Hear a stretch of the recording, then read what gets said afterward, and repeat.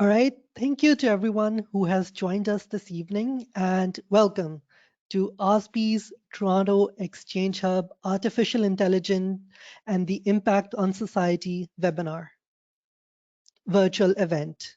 I am Shahzada Shahrukh, a graduate from the University of Waterloo who graduated in data science program.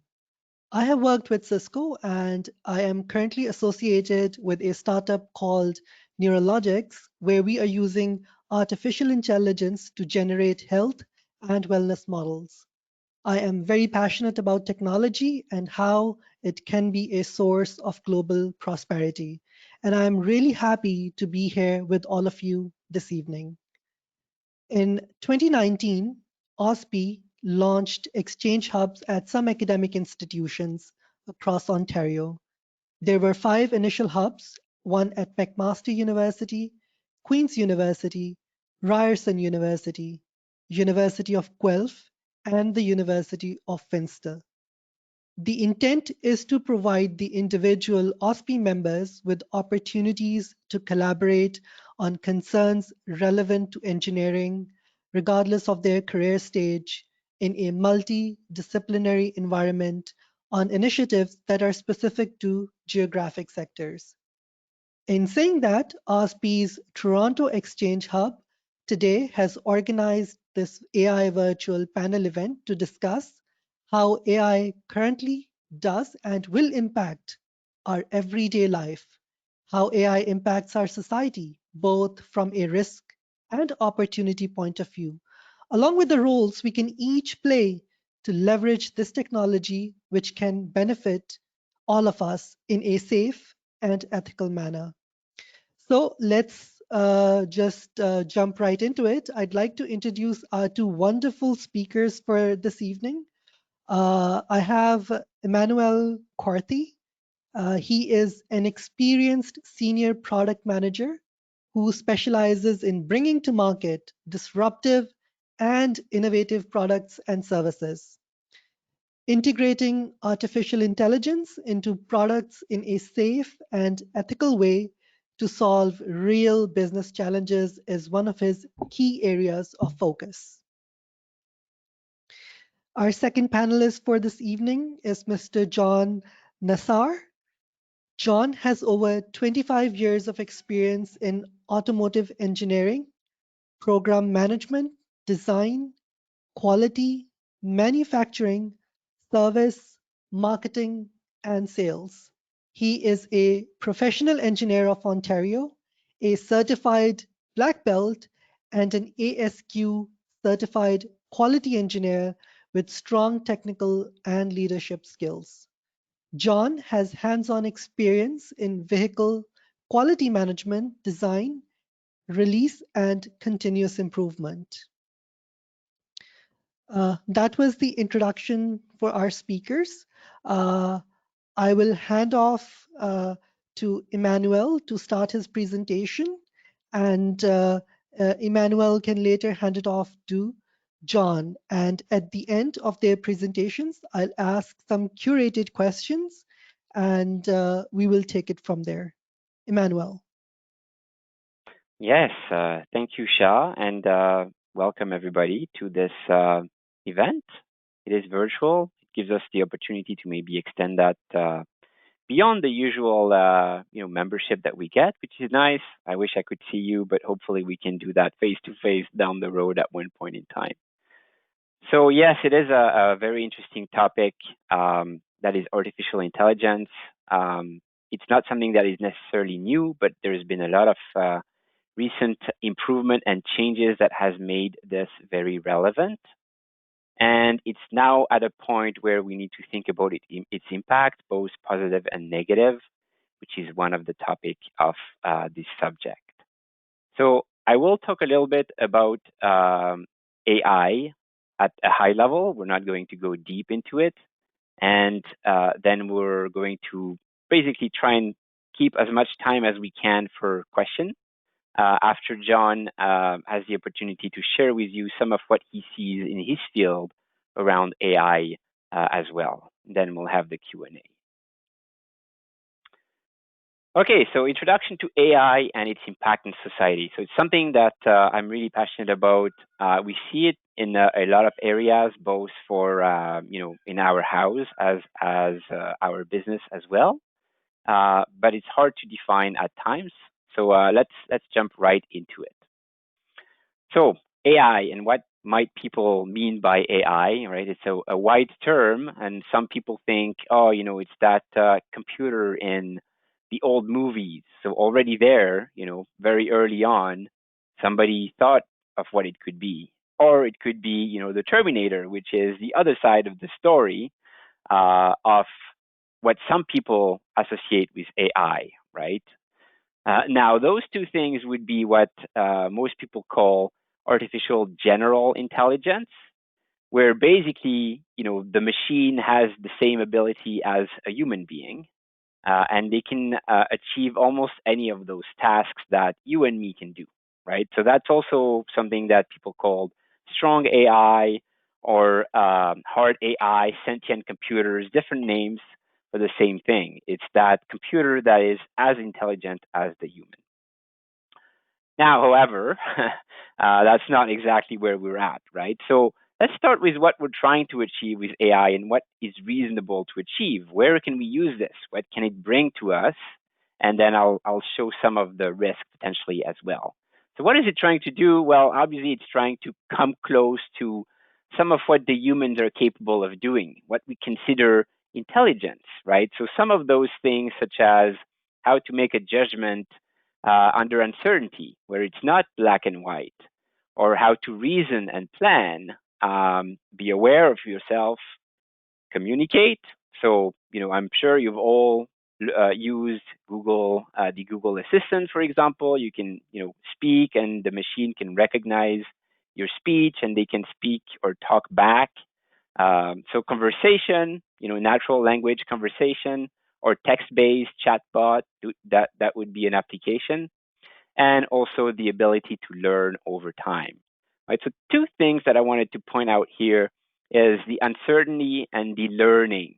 Right. So this is really where we're starting with AI now, is how to address certain or how to solve certain problems where there is uncertainty. So it's not simple to explain to the machine what is happening, and how can we help the machine learn. So, people are afraid, well, if a machine learn, they'll be, more and more intelligent over time. But it's not to that extent, right? So what we can do right now is something much more narrow, and that's why we call it narrow AI, right? It might look like magic, like, this quote that I like: any sufficiently advanced technology is indistinguishable from magic, because we're not used to it. It does look like magic when we talk to Google and it's able to respond.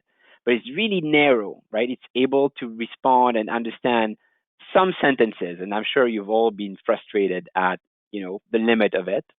So we're really still very, very far, and I don't think we'll be very close to that, very wide AI anytime soon.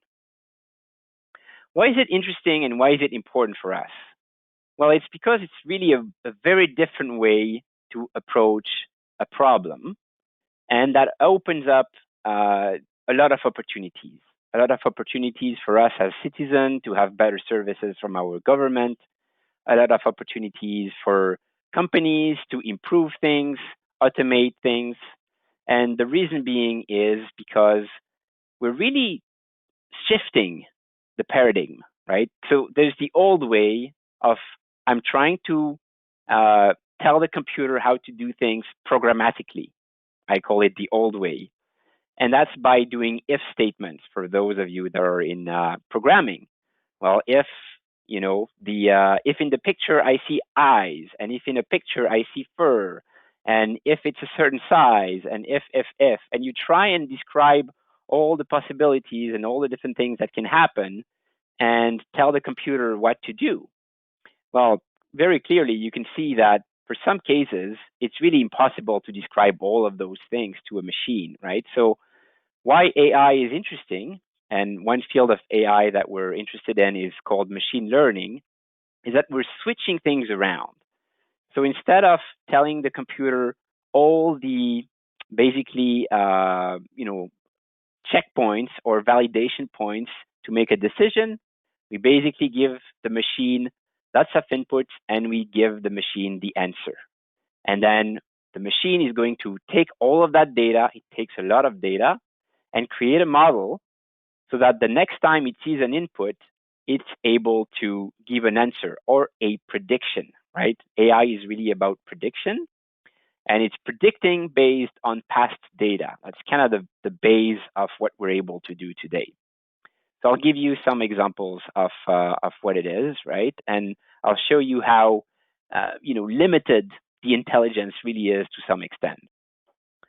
So let's say we're trying to do picture recognition, right? So that's one of the early application of AI, and you're able to use that also in manufacturing, right? Because you're able to do quality of assurance, for example, by having a little camera, see what comes out of the assembly line, and see if it looks correct or incorrect, right? And how is that done? Well, you show the machine a lot of picture of what is a good part and a lot of picture of what is a not so good part. And the machine then learn, quote unquote, it's not really a smart learning at all, right? It's trying to see patterns in that data at a very basic level and giving you a prediction. So in this case, for example, here, I have a bunch of pictures. I have a picture of a cat. It goes to the training model, and then the machine says, well, I think there's 96% chance that it's a cat, right? And they say, oh, it's a cat in the picture. Good job, right? So it does a prediction based on past data. Now, it requires a lot of data to do that. So that's where data is really important, and it needs to be good data, because obviously you can see if you're starting to feed the model dog pictures and saying it's a cat, then that might not go so well. Or if you only have pictures of brown cats, it's probably not going to be able to recognize a black cat, right? So these are some of the things that we need to be aware of when we use artificial intelligence. We need to think about what kind of training data we're using so that it's doing good prediction and it's not doing something that might endanger life by doing a bad prediction, or be working well for some people but not well for other people, right? That might be minorities, for example. So it's very narrow is one thing that I want you to keep as a takeaway, and it's not really smart at all. So to illustrate that, I wanted to show you this. It's kind of funny. Can you pick here, which one of those pictures are blueberry muffin and which one are chihuahuas, right? So obviously you see here that I've chosen pictures that would fool a computer very easily. And you, as human beings, you're looking at this and thinking, oh, wow, they all look similar. And now you're starting to look at the details and realizing, okay, these are very different things, but they really kind of look the same, right? But this would be really, really confusing for a machine, right? A machine would probably have no idea which one of those pictures is a dog and which one is actual food, right? So just to illustrate the limitation of the technology, right? And what can trick it. So why should people care about some of those things, and why should people learn about what is possible, but also some of the limitations of AI, right? So this is one of the examples, right? And that happened in 2018. It was a autonomous car, an Uber car, and that was the first time that the machine actually killed somebody, right? So don't get me wrong, there was a safety driver in that car. Obviously, that didn't work so well, right? It didn't prevent the accident from happening. But it does raise quite a few questions, right? Whose fault is it, right? Is it the machine? Is it the person? Is it the company? What do we do? Do we have even a framework to determine that, right? And so now you're starting to see why it's important to think about those things before and think about what can go wrong, right? So in those cases, or in this case, everybody was blamed, right? The machine, well, okay, it wasn't, very good at all. It was able to actually see that something was on the road on the side, but it didn't recognize that it was a person or a bike, in that case, with a person on it. It failed to predict that the bike was actually driving towards the road. And then the safety driver obviously, maybe was complacent and was trusting the machine or not paying attention and didn't react on time to save that person, right? Uber was blamed as well, and they actually stopped all of those tests after that incident or accident because they didn't really have a safety culture in place, right? It was also kind of complacency. Oh, we're doing something fun, and what can go wrong, right? And then the government was blamed too because they didn't have safeguards. They didn't have a lot of rules, which I mean, yes, it's new, but you need to think about that ahead of time too. So some of the risks of AI, right? Learned bias is one of them. So let's say you're using AI to sort through resumes and you're using the history of all the people that you hired in your company for the past 20 years to try and predict which resumes are a good fit, right? And let's say your company has a history of only hiring men. Well, then the algorithm is going to learn that maybe men should be, chosen over women. And that's a learned bias. It's not the machine that is biased. It's the learning data that you're feeding the machine that is kind of, pushing those biases forward, right? So we need to think about that when we build it. That's one risk. Heterogeneous training data, I alluded to that with my example of the brown cat versus black cat. This is the same thing for, let's say, a model that is trying to, detect cancer on skin. And let's say you have a lot of pictures of skin of white people and not a lot of pictures of skin of, people of color. You might be able to detect cancer on skin based on picture better with certain part of the population, not another. So you need to think about that. Another big one is, of course, you have to make sure people understand the limits and they don't just trust the machine. They have to realize it's really a dumb machine. It's helping me and doing some of the work for me, but I'm still in charge, right? And I have to be because it's never going to be as good as me. Adversarial AI and abuse of AI, right? This would be a state that is using video recognition to track its citizen, for example, or somebody is using AI to break into, security, break through security and hack something, or they might try and trick AI into doing something bad, like you can maybe draw lines on the street and try and have car go into walls or things like that, right? So these are things we need to think about. Unethical use of AI. Obviously, you have to think about what you're trying to do, and is it safe? Is it ethical? Job loss and digital divide. So that's probably one thing that is going to come up in the Q&A. I'm going to quickly go into it.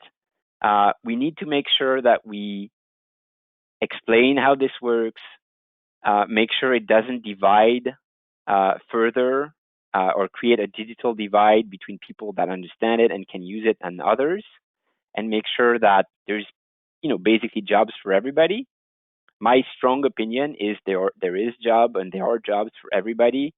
When the car was invented for the first time, or the Industrial Revolution, there was still plenty of jobs down the road.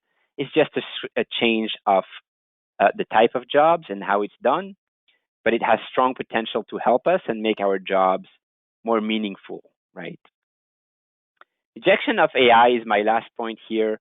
Is we need to make sure that we let people know and we explain it to people so that they can embrace it in a safe way and actually use that to their benefits, and also, of course, to provide for their family down the road, right? To have jobs and create wealth, basically. It's not all that bad. I wanted to show you, I guess, this little video here. I don't know how it will come across. These little robots. So I went to Amazon to visit their warehouse in Brampton last year, very beginning of the year. It was very interesting. So robotics is an area where AI can be used in manufacturing. to determine, what's ahead of, let's say, a robot, to stop, to plan the path, to optimize. Lots of things like that can be done. So that's a positive use of it, of course. I encourage you to go visit it if you can. That's one example of how you can use it for the benefits of all. Okay, so with that, just my last slide, and some questions here that hopefully we can talk about. Who's responsible for safe and ethical AI? The companies, the governments, the engineers and developers, the citizens. And then obviously, how can we make sure that we mitigate the negative impacts or risks and maximize the positive impacts? So with that, I'd like to pass it on to John, who can give us his view of what he sees, and then we'll go into the Q&A.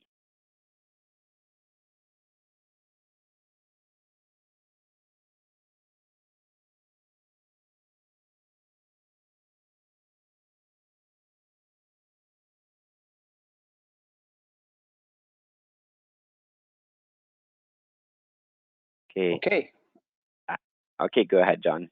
All right. Hi, everybody. First of all, thank you so much for being part of this great technology and trying to shed some light on how important it is. So I am into the business of automotive manufacturing, and I don't imagine now, after 30 years manufacturing cars, that we can build vehicles without AI. So it's as simple as when you go to the dealership and you sit down with the sales representative, and then you start to order the vehicle the way you like it. So I want a red vehicle with black interior, and you start to add the options in and all these little features and details. So it generates a VIN number, which is, we call it the start of the birth history of the vehicle that you just ordered. And as the vehicle is being sent to the plant, where I am basically stationed at, this is how we build the vehicle. The vehicle is basically goes into almost 10,000 parts have to be put on the vehicle, 3,000 processes, and 3,000 operators. And we have to build this vehicle right. And we build the vehicle in different areas, and we assemble them together in one area. So if I make a mistake in a door, or if I make a mistake in a panel, if I make a mistake in a color, that will be very detrimental. So we use AI in order to manage building the vehicle right at a very high speed. Vehicles could be built with less than a minute. So can you imagine building vehicles with such high cost and with such high speed? So without AI, we will never be able to do that. And AI is very important. And one of the things that also AI, we use it is inspection. So as I'm building the vehicle, it's built on a very long assembly line. And this is the invention of the great Henry Ford. This vehicle has to be tested. And in order to go from one line to the other, I gotta make sure that all the processes and the parts have been built correctly on that line. Otherwise, I cannot build on the other line. So inspection is very important. We use AI in order to make sure that all the parts are built correctly. So every part is scanned, and when we scan the part, there's a barcode on the part, and the part has to give the operator an indication that this is the correct part on the car in order to proceed to the next station. I also have to test the electrical architecture of the vehicle. I have to communicate with the modules. I have to make sure that everything is connected before I even put the plastic parts and close all these modules and electricals. So inspection is a very key, important process. Now the vehicle is not shipped until I make sure that all the modules communicate with each other, and we have a good confirmation that we don't have anything that's not connected. And the vehicle has to go into a dyno and a static testing in order to make sure that the vehicle is basically safe to drive. So this is a very high expensive commodity that basically must be safe for the public. So we have to use a lot of technology in order to do that. Now, in manufacturing also, we have to make sure that the operator is doing the job. are not getting hurt. So we use a lot of technology in the machine, holding very heavy parts and moving into the vehicles. So we use a lot of interaction in order to, and AI as well, in order to make sure that nobody is getting hurt. In predictive maintenance as well, we have to make sure that the machines and the tooling are basically going through a regular maintenance. So we use AI in order to plug in all this memory into the machine in order to tell us that maintenance is due on these tooling.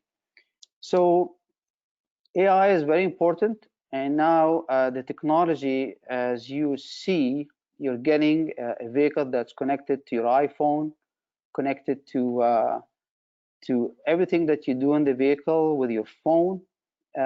This is also important, and AI is a key one. So AI actually has got levels. We can actually have a reactive. There are some AI technology with some memory. There are AI technology with multi-memory, and there are AI technology with interaction with more than one module. Now, the last one is the self-aware, which is basically looking into a machine, and the machine will figure out from the way you look at it, it will react to it. This is not yet there, but I know that autonomous vehicles and self-driving vehicles is basically driving this technology. The last thing before moving to the questions, I would say that AI is very important, and this is the reason why you see product in the market that basically very ready, very reliable. And then when you order the vehicle, it comes in right, and you order it fast, and you don't have to wait for the product.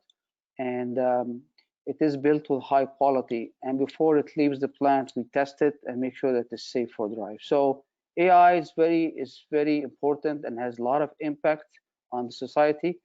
And all the technology that you see in your hand with the laptops and the iPhones and the vehicles and all that, it won't happen without AI.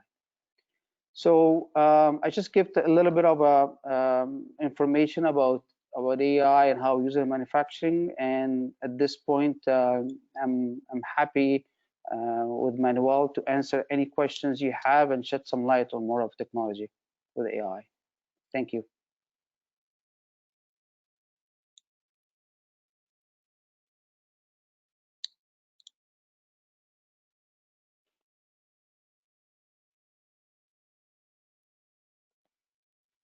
Thank you for the insight. And now I think we'll move on to some of our curated questions. And so first, maybe both of you can answer this. Do you think AI will have an impact on employment retooling? Especially we see that in electric vehicles, both at the OEM level and tier one suppliers. Maybe Emmanuel, you can answer it first, and we'll go to John after that. Yeah. Yes. So with respect to employment, yes, obviously there's going to be changes, right? I'm more the optimistic person in the room, so I'll say some of the repetitive tasks will probably not be as repetitive. And basically, these people that are doing repetitive tasks can now have better jobs because they'll be handling exceptions, right? So that increases the output of the production line. You still need as many people as before, but those people, instead of just doing, basic, very simple things, are going to basically have to handle exceptions. So higher cognitive elements of what needs to happen and the decisions that need to be made, right? So my opinion is that there'll be enough job for everybody. Nature hates void. So, if somebody is free to do more work, they'll do more work in something else and increase the input even more, the output, sorry. So that's my strong belief. But yes, some things will change, and we'll need to make sure that those people, know about the technology and are able to work well with it, right? So the interface is part of that as well. It's making sure that we communicate to the people, hey, there's a machine here, but don't see it as the adversary. You're the owner. You're still in charge. It's helping you, right? And it's bringing to you things that it can't do. You're really important still, right? So this is how you do it. And make sure you don't overestimate the machine because you're the smart one here. Okay, John, you probably have John, some ideas what do too. you think about Yeah, employment retooling in terms of AI's current impact on this? yeah. In what I have seen over the last, I would say, 20 years, when AI started to basically be a dominant technology in manufacturing, I haven't seen any reduction in employment. I have seen employment has to be basically able to deal with technology and to deal with the machinery. What we have done with AI is that we created a safe environment for employees. So safety is number one. And the other thing is consistency. So when a vehicle goes into any inspection station, there is a consistency in the way I am inspecting it. So you take out the basically when you do gauge R&R, the reproducibility and the repeatability between one inspector to another. So the machine will tell the operator, listen, I have tested 1, 2, 3, and then the operator will react based upon the results from the machine to actually take to the next level. So consistency is very important. It did not take any employment out. Actually, it created a demand for people able to deal with the technology. So I would say if people looking for easy jobs, it's still easy, but it still actually need a lot of technology and knowledge. And this is what actually universities are actually providing to the market. People basically who have that knowledge and technology into this field in order to deal with this technology at a high level and high efficiency. Okay. Thank you so much, both, for your answers. I think I see the second question, and I see a similar ring to it. I think the hub ambassadors or this question, I think, is kind of like coming again and again, and people here would like to know, how do we expect AI to fit into the job market and current careers? I think what people are trying to say is how AI will fit into the job market and what they need to do for themselves to actually fit into this prevalent AI coming into the job market. Yeah. Yes. So there's really two situations here, right? There are people that are in school, in colleges, in universities, and I would say if you have something on AI available to you as an elective or whatever, it's definitely an area that I would invest in to learn more of and understand better, right? Because it's going to grow more and more.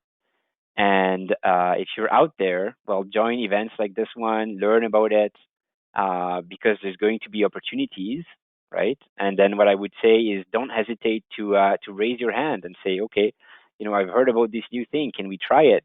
I'm open to trying it and maybe become the expert. That's where the opportunity is, in my opinion, as well, right?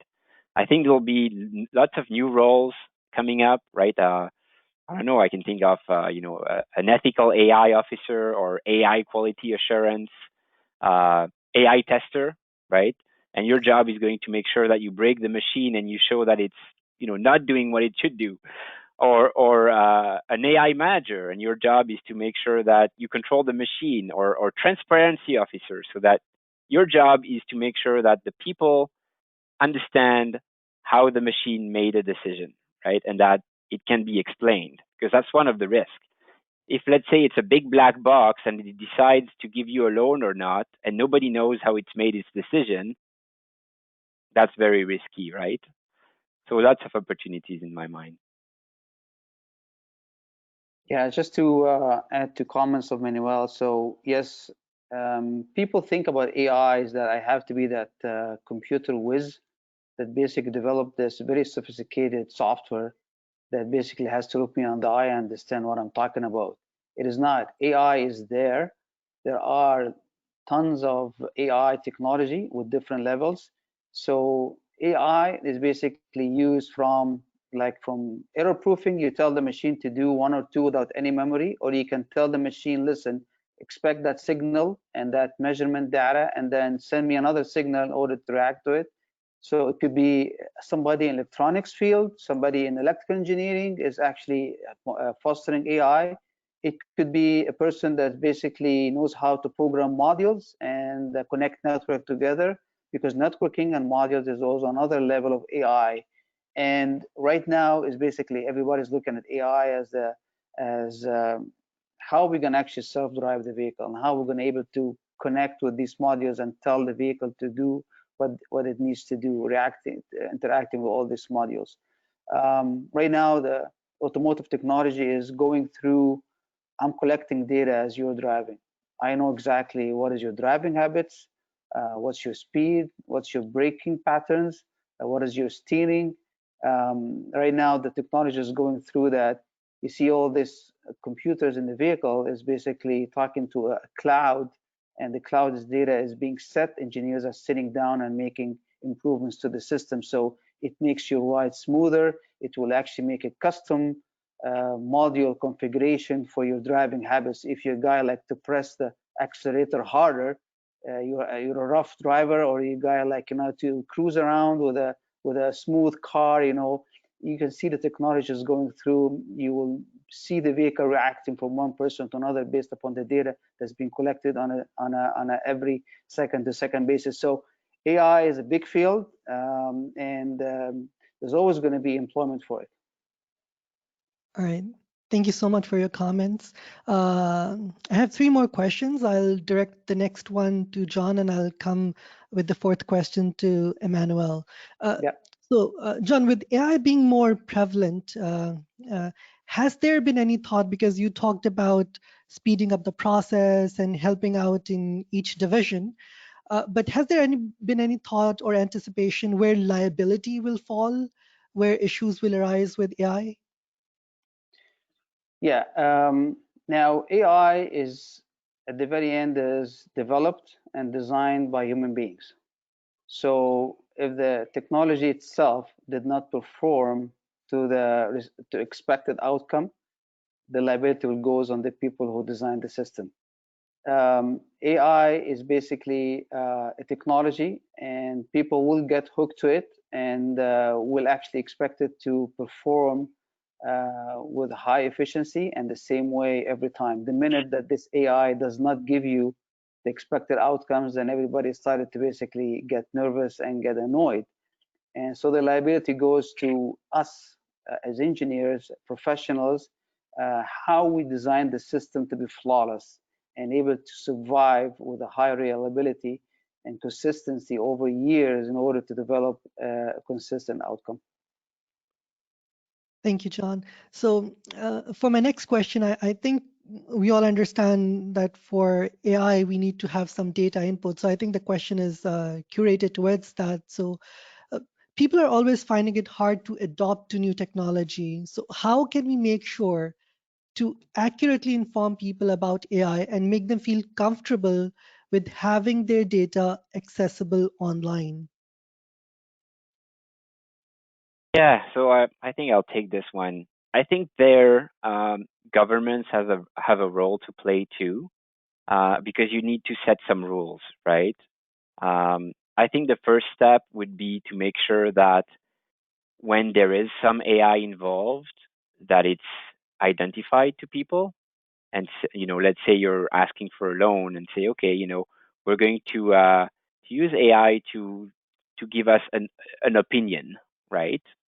So when you explain, okay, there's going to be something that is being used, is going to give us an opinion. When you give people also how to, bypass it if there's a problem, so an escalation path, essentially, right? So you tell them, okay, we're going to use technology to help us, but you're still in control. You have a way to bypass it if you need to. And you explain also the safeguard that you've put in place, right? What did you do to make sure that you can bypass it, you can stop it, and that it's fair, right? I think if we go through those things and we educate, that's going to help a lot. And I think that's the role of everybody, right? We need to be curious as citizens and inform ourselves of what's going on. The government should also, create an environment where we can learn, not just in university, on what it does and how it works. And then the companies, they need some rule, right? Because yes, some will do the right thing, but we still need rules so that everybody has to do the right thing, right? Transparency is a big one. We need to be able to make sure that if we're using AI to help make a decision, then we can explain to some extent why it's made that decision. Perfect. Thank you. And I think the next question, maybe each one of you can give an example. I feel like that would bring some more enlightenment. So we know there's tons of excitement about AI, but do you have any concerns on the misuse of AI by, any malicious or criminal agents, or what do you think in your specific industries or roles that there's this one thing that you're looking for? Well, Yes. okay, Yeah, go ahead, John. So every system that basically right now it's technology or computer operated is always very tempting for people to hack it, and very tempting for people to make it not to work. So as we so much dependent on data and computer programming and how the computer is reliable in order to basically able to give you the expected outcome. So it's always like the risk where we have to protect our systems. And on a vehicle level, with automotive manufacturing, it's unfortunate that I cannot build the vehicle without the computer operated system. In order to make sure that the parts has been correctly installed in the vehicle, I can build 2 vehicle lines, 65 combinations, tons of parts, lots of room for error. So if the computer is not able to be on all the time without being hacked and not messing up with the build features of the vehicle, and the vehicle will come out not right. So it's the risk is always like making sure we have good system that's basically survive and operative on a day-to-day basis. Yeah, thank you, John.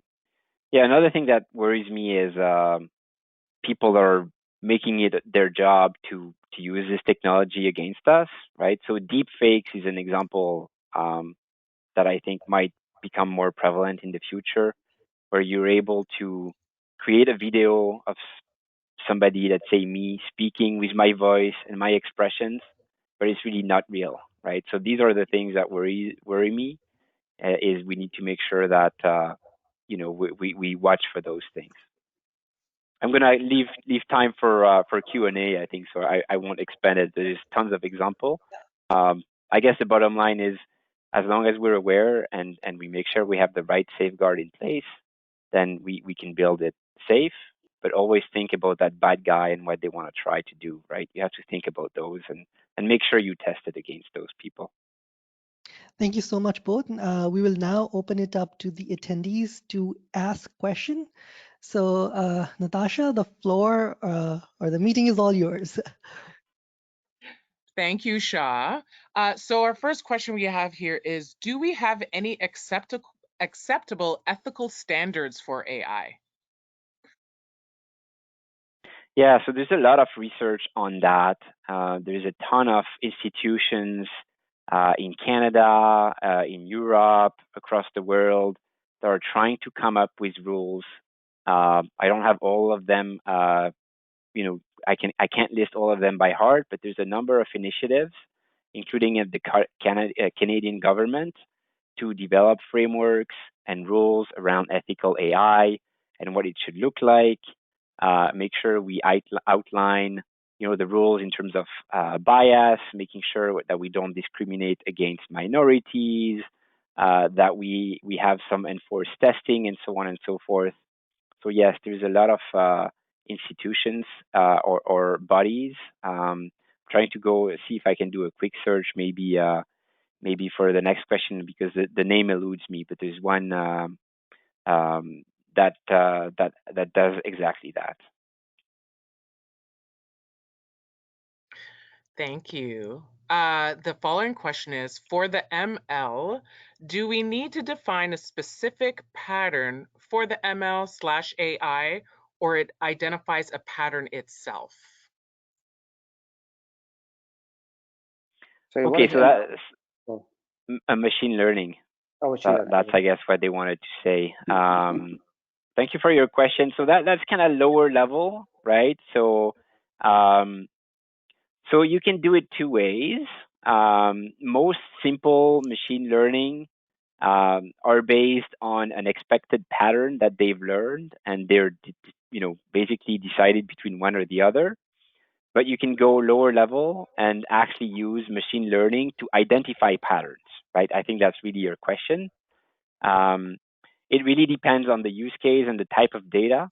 If there's really too much uncertainty and variables, then you're not going to be able to identify what you need.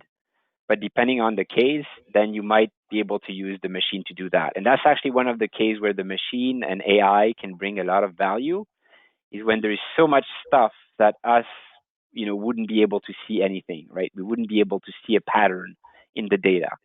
And the machine is able to pick up on some of those and help us with that, right? So I guess the answer is yes, but not in all cases. Yeah, and just to add a comment, ML is so much linked to AI. And when I build the vehicles, and use robotics, in order to put the panels together, I use actually programming, and then I have to hang these panels in an accuracy with a plus or minus 1 millimeter. And then the AI comes in when the panel is not done correctly, then the machine has to react and tell us that there's something wrong. So they go hand in hand. ML is learning the tooling, what to do, and AI is kind of like, it's going to be the safe, I would say, inspector to tell me that whatever I have planned to tell the machine to do is being done right or wrong. So they can give me an alert for it. Thank you, John. Thank you, Emmanuel. The next question is, how do you start AI at a manufacturing facility and have it evolve into Industry 4.0? I can answer that question. So AI starts, as I said, with every single tooling doing a manufacturing process. So there's a lot of AI technology in the way when you learn the machine to tell it what to do. So for example, when I put my windshields on the vehicles, I'll give you a practical example. So the windshield is basically done in a way that the camera comes in and it takes a vision of certain points programmed on the metal. So it looks at the metal opening of the front windshield, and then it goes in and takes another measurement on the windshield itself. So it measures the periphery of the windshield. So I do the programming in order to tell the camera where to look for. It calculates the area of the sheet metal, and it calculates the area of the windshield. And then I center that windshield into the metal sheet opening with a certain tolerance. I tell the machine, don't put it like it has to be spaced out from the opening with a certain tolerance. So AI is basically cannot be not used. It has to be part of every manufacturing process. So this is as sophisticated as when you put the urethane on the windshield itself, like how you apply the urethane. Urethane is the material that basically holds the windshield to the sheet metal. It has to be with a certain tolerance, and when I compress it, it has to be also compressed in a way that it doesn't expose itself when you look at it from outside, and at the same time it covers a certain area. So again, I have to measure that urethane as I'm applying it and as I'm installing the windshield. So AI is everywhere. It goes from simple as making sure that the machine does what it needs to do, all the way to two modules communicating together because I want to get a best performance out of the engine when you drive it. So it's there, and it's crucial in manufacturing and design. Thank you, John. Yeah, I think the AI is manufacturing 4.0 in a way. At least in my opinion, you can't have manufacturing 4.0 without AI, right? It's one of those innovations that kind of fuels it. So AI is one of the tools. Definitely, that is part of that revolution. Thank you, John and Emmanuel. Thank you very much. The next question, we have about 5 or 6 more questions. So what is the impact of COVID-19 on AI? That's a good question.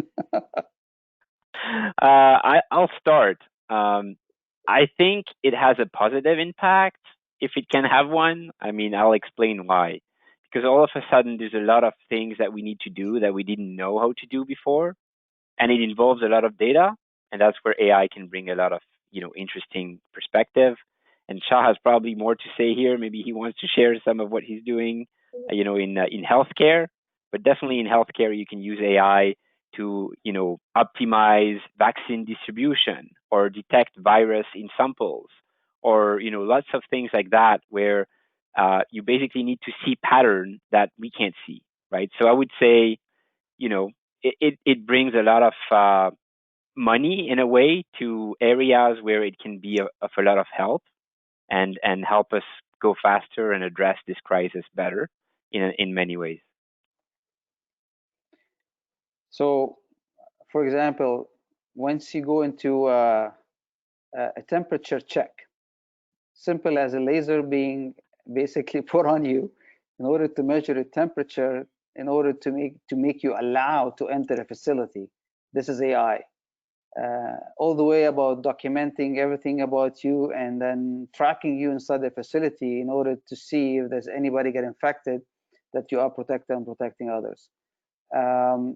And I'm pretty sure that this vaccine, the mRNA, which is the new technology that has been is being out there, which is kind of like different from the traditional vaccine, AI was a huge part of it, because they won't be able to develop a vaccine in less than a year without using AI technology. And the data, how they being analyzed, and the fast and the prediction and the statistics knowledge and the equations and all this applications in the science, they have used AI. Tell the machine to predict, to forecast based upon inputs. They put the inputs in the machine, and the machine will give an output in order to tell everybody that this is safe to use. So I'm pretty sure that AI and COVID went along together.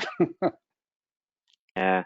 I was thinking about another application as well. Is you can take camera view from buildings or even outside, and you can basically use AI to determine how many people are in certain areas, if there's an area where there's too many people, if distance are not respected, and you can do all of those with images, right?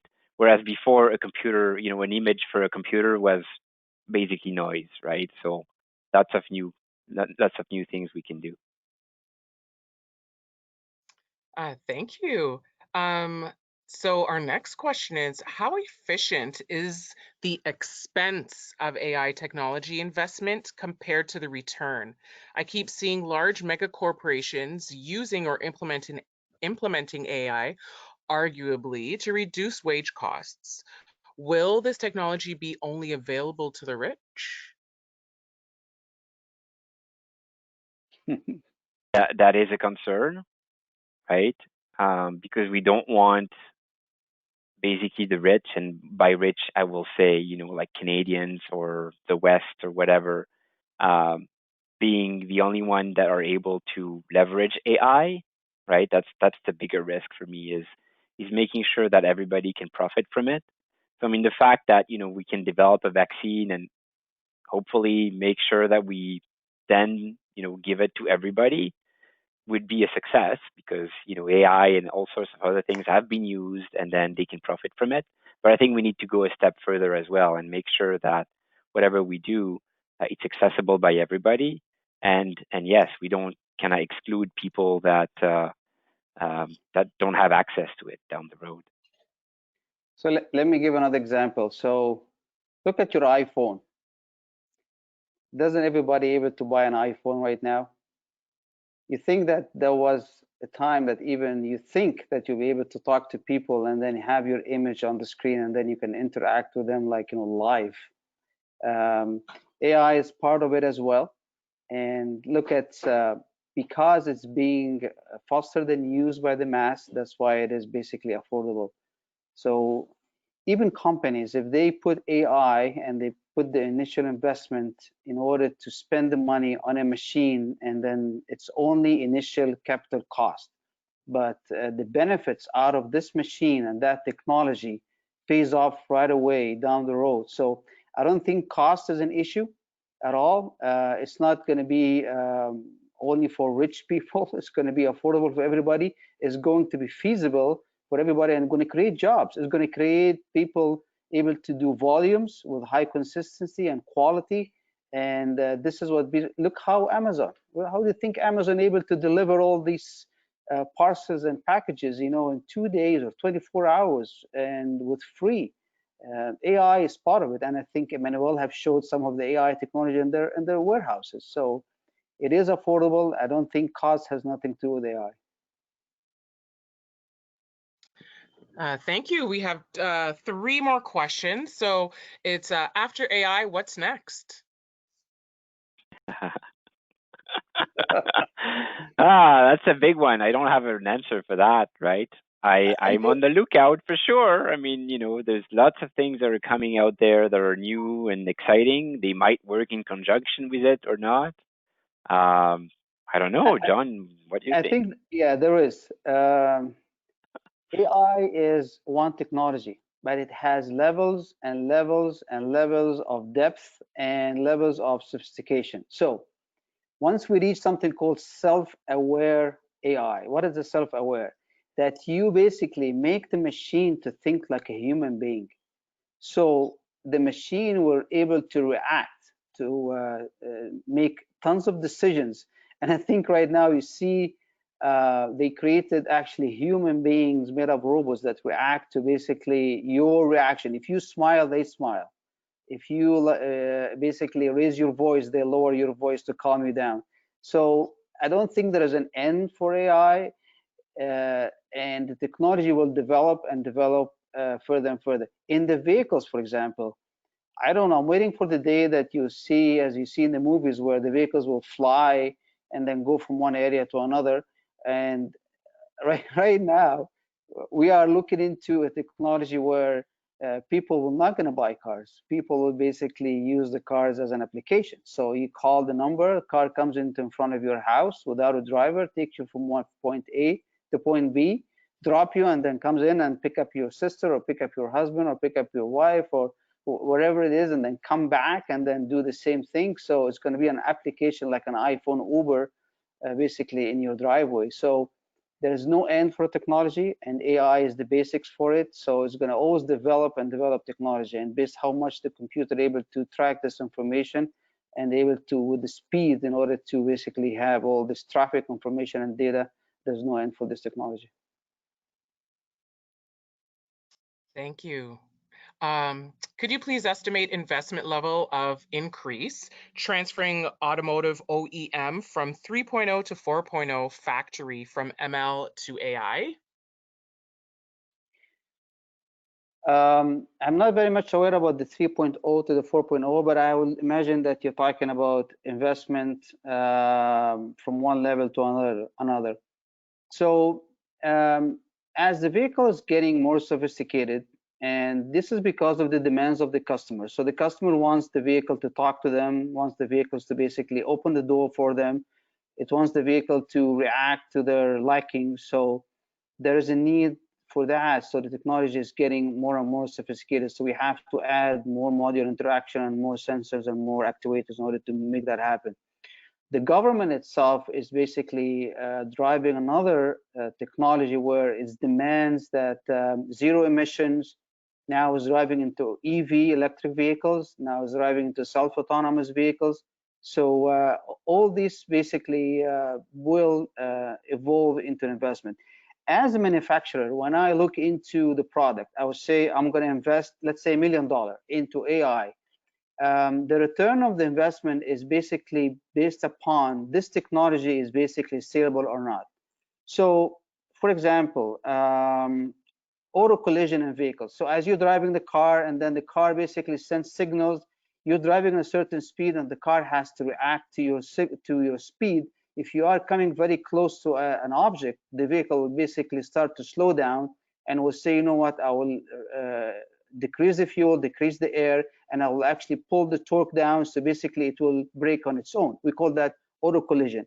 Or when you basically, as you're driving and the vehicle goes from one lane to another, it basically gives you a signal, and then you start to see the vibration in the steering wheel to wake you up. You are basically drifting out of the road. So as a manufacturer, I'm going to say I'm going to spend $1 million because this technology is basically demanded by the customer.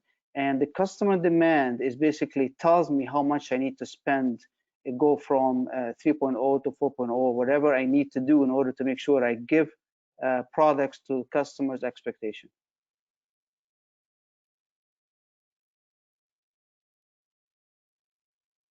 Thank you, John. So we only have time for one more question. So the last one here that I have is AI. I guess, does that equal MI, machine intelligence? Yeah, I mean, there's no, there's so many definitions, right? I mean, machine learning is an acceptable term, a term that is kind of recognized. AI as well. Why not, right? I mean, it depends who uses it when. I don't think there is, a problem with using different terms. I think AI is really the one that is the most recognized, and then machine learning is kind of what is used under the hood of AI to make it work. It's not the only area under AI, but right now it's basically the main one, right? So I would kind of stick to AI and ML, or as the most understandable or recognized term. But yeah, there's other terms that could be used and could mean different things. I don't know that specific one as much or being used as much, but maybe it is. I can make a little comment. So when you go outside, so if you are a graduate and you are between which one I should learn, as an employer, and as you see the people outside in the field looking for successful employees, let me tell you one thing. What you're going to be doing as a professional or as an engineer or as a manager or as a successful employee, you're going to be doing problem solving. You will solve a problem to an employer, and this problem either to reduce cost, to increase delivery, or to improve quality.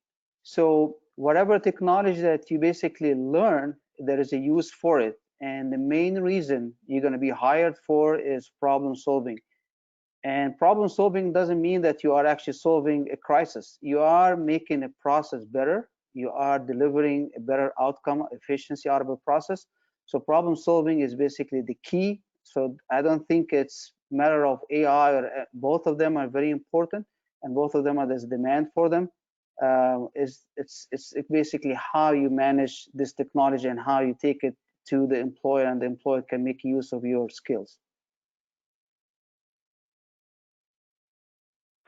Thank you, Emmanuel. Thank you, John, for answering these the Q&A from the audience and being so thorough with your answers. We really appreciate it. I'm now going to pass it back to Shah to take it on from here. Great event, guys. From Emmanuel speaking about narrow AI, that machines at present are as smart as we make them. And I think another point that Emmanuel raised was why should we care? And I think the takeaway, kind of like in my understanding, was that at least we should understand today's AI's limits. So we should know, what to expect when we give it some input. And John, from his vast experience, spoke of, that it's unimaginable for him to build a car without AI's help today, and how AI is helping, in speeding up, in efficiency, and QA. And I think the second important point that John touched was, for him, the next step is for AI to be more self-aware. So thank you both, Emmanuel and John, for your time today. To everyone out there, everything is not gloomy. There is always a bright side. And I think the first two questions that I took, made that point very clear, that some of you out there would be AI managers, AI QA people, or, and as John said, there is going to be a whole service industry around AI. So hold on tight, So this concludes our panel event. I would like to thank again the panelists for their time, the Exchange Hub members for the awesome questions that they have taken their time to curate, and to Natasha for being such a wonderful organizer. Uh, Thank you once again, everyone. Thank you, Shah. Thank you, Natasha. Thank you, everybody. Thank you, everybody. Thank you, everybody. This concludes the evening. Have a wonderful night. Thank you. Thank you.